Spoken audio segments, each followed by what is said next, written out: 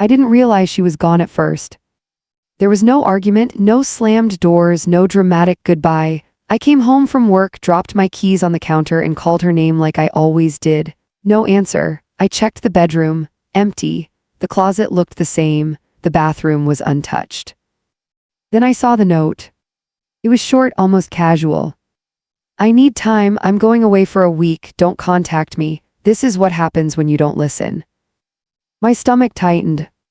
She hadn't disappeared because of an emergency. She hadn't left because she was scared or unsafe. She left to punish me. Before I continue, take a moment to subscribe. Stories like this are real, uncomfortable, and honest, and sometimes they show how unexpected choices can change a relationship forever. My wife and I had been married for 11 years. We weren't the couple who screamed at each other. Our problems were quieter than that. They lived in unfinished conversations, ignored feelings, and small resentments that piled up over time. The argument that triggered her leaving didn't seem huge at first. It was about priorities. About me working late again, about missing another dinner. She said she felt invisible. I said I was doing everything for us. We both felt unheard. She went quiet after that, not angry, just distant, and then she was gone.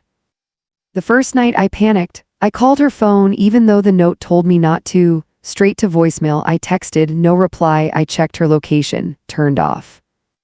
I didn't know where she was, with friends, family, somewhere else. The second day, panic turned into anger. Who leaves their spouse like that? Who disappears for a week just to make a point? I felt manipulated, like she wanted me to suffer in silence. By the third day, something shifted.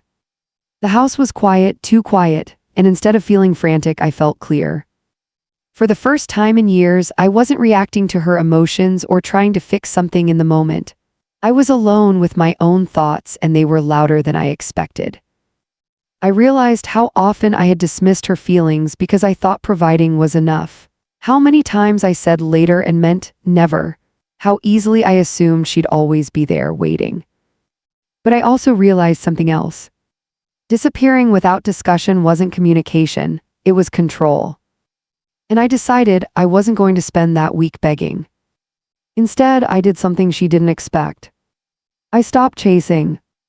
I went to work, but I left on time. I cooked meals for myself instead of grabbing takeout. I cleaned the house properly, things I always said I'd do this weekend. I called my brother, someone I hadn't talked to deeply in years. I even booked a session with a therapist, not to fix my marriage, to understand my part in it. Each day she was gone, I wrote, not texts to her, notes to myself about what I wanted, about what I was willing to change and what I wasn't willing to accept. I didn't post sad messages online. I didn't ask mutual friends where she was. I didn't play the role of the abandoned husband. I lived my life. On the 6th day, I finally got a message from her. Do you miss me? I stared at my phone for a long time before replying. I'm thinking, I wrote back. That wasn't the answer she wanted. She came home on the 7th day expecting tears, apologies, promises.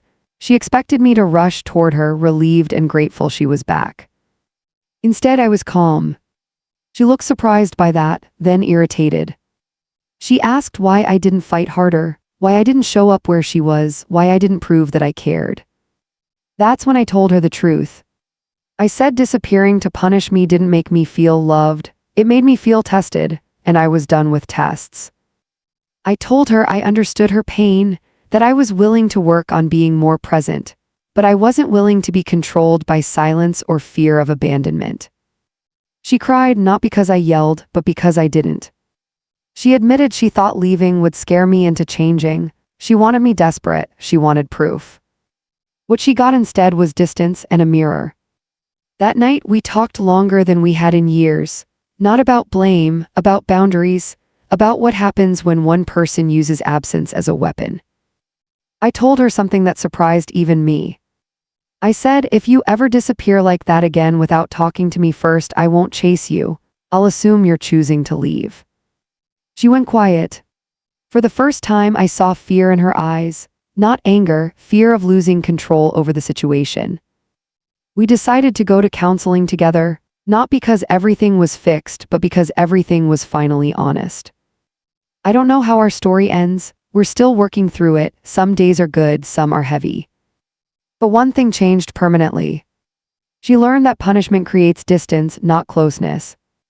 And I learned that self-respect isn't loud. Sometimes it looks like staying calm when someone expects you to fall apart.